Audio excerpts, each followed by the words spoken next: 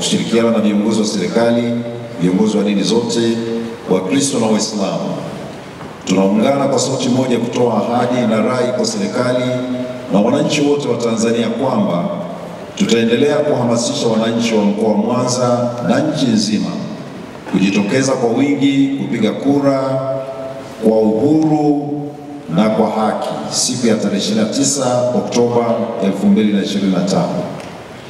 Tunawahimiza wananchi wote kutumia haki yao ya msingi ya kupiga kura kwa kumchagua rais, wabunge na madiwani katika ngazi zote kwa upendo, busara na uwazi. Baada ya kumaliza zoezi la kupiga kura, tunawasihi sana wote warejee majumbani kwao kwa utulivu, bila vurugu na bila maneno ya chuki, ili kudumisha taswira njema ya taifa letu ambalo ni taifa la amani.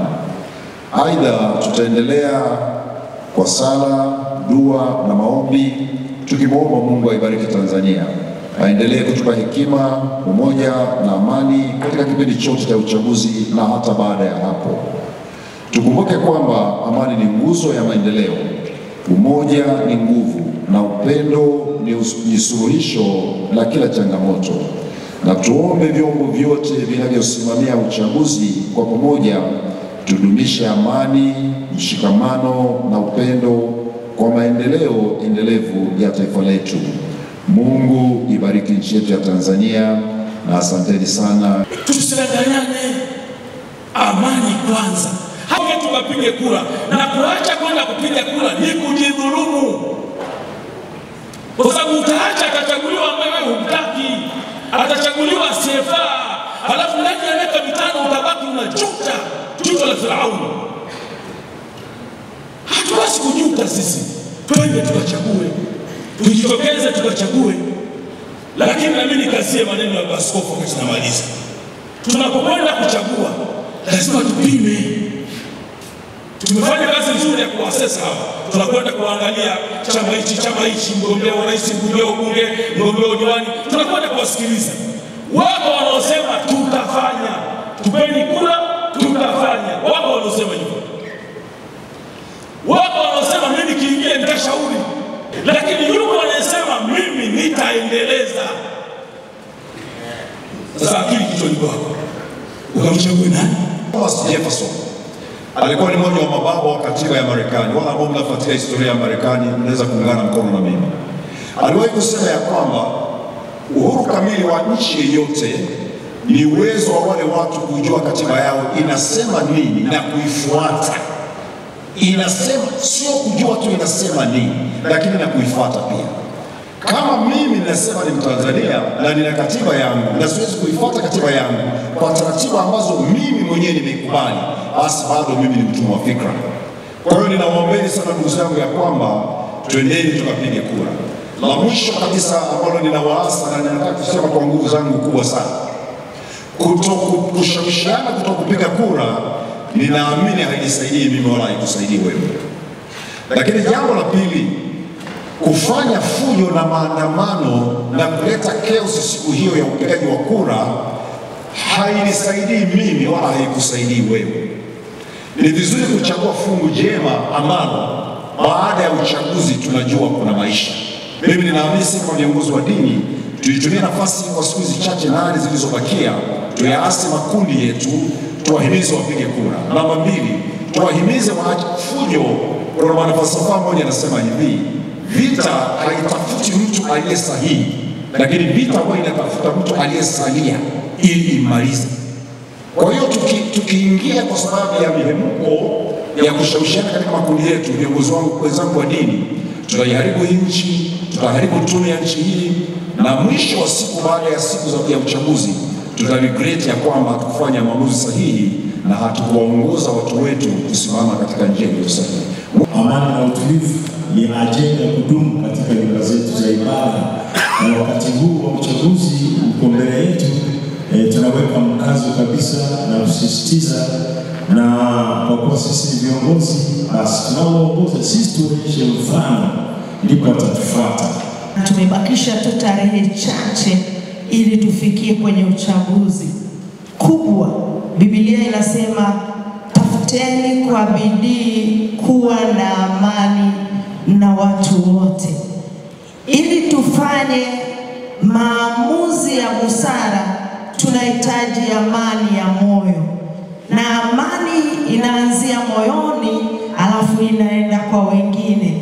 Kwa hiyo tunapoenda kwenye uchaguzi, tumesikia mengi, lakini kubwa tutafute amani. Sisi tunayo Jamhuri yetu ya Muungano wa Tanzania, na sisi tumejaliwa kuwa na viongozi wetu wakiongozwa na mpendwa wetu Daktari Samia Suluhu Hassan. Huwezi kumwombea kiongozi yeyote au jirani yako yeyote kama humpendi. Na wapendwa sana viongozi wa dini, tunaitazama nchi yetu kama yai, kama dhamana tulionayo, kama dhahabu tulionayo. Tunautazama umoja wa Watanzania kama tunu ambayo ikiporomoka hakuna mtu yeyote wa kuja kutupa chumvi. Sote tunakumbuka hivi karibuni wakati wa corona, kila nchi, kila mtu aliambiwa abaki nyumbani kwao. Wale waliokuwa hapa waliondoka kwenda katika mataifa yao, na sasa wageni ambao wamekuwa wakikimbilia Tanzania, ni lazima tuendelee kuwaambia wale wa Afrika hii bila vurugu inawezekana, na mfano wake huwa uko Tanzania. Afrika hii, amani ambayo tunaendelea kuwafundisha mataifa jirani na walimwengu kwa ujumla, wanakuja kuendelea kujifunza amani hiyo, mshikamano huo, upendo huo, udugu huo katika Jamhuri yetu hii ya Muungano wa Tanzania. Tunao uchaguzi mkuu. Uchaguzi mkuu ni jambo linalotuunganisha Watanzania wote. Tujadili, lakini tusisitize miongoni mwetu, wananchi wetu, waumini wetu wote wa dini zote, asibaki mtu nyumbani. Twendeni tukapige kura. Tuendelee kuikumbusha Afrika, Tanzania hii ambayo imeasisiwa na Julius Kambarage Nyerere imeendelea kuwa Tanzania ile ile, lakini bora zaidi. Inaendelea kung'aa, lakini inashamiri zaidi. La pili, tuwakumbushe vijana wetu, waumini wetu, kwamba hakuna tunu muhimu katika taifa zaidi ya amani, upendo na mshikamano.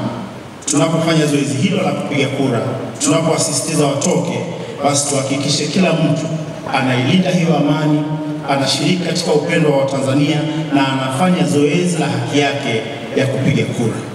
Nataka niwahakikishieni wanasemina, wadau wa amani na maendeleo, wana Mwanza, kwamba serikali inafahamu na tutatimiza wajibu wetu wa kuwalinda raia na mali zao wa mkoa wa Mwanza katika kipindi hiki, kipindi cha uchaguzi na hata baada ya kumalizika kwa uchaguzi mkuu tarehe 29 Oktoba ya mwaka huu.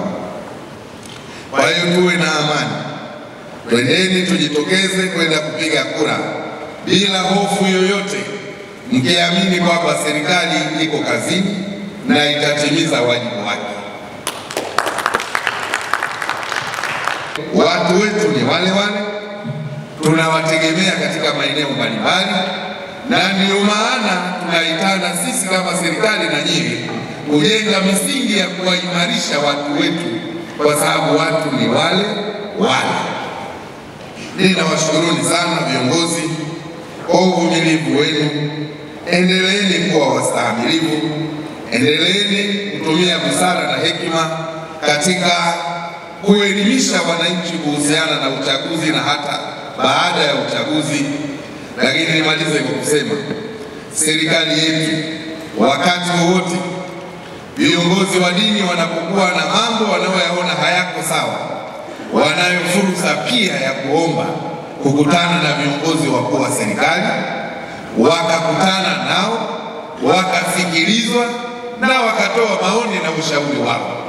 Tumekuwa tukishuhudia viongozi wetu wakifanya hivi.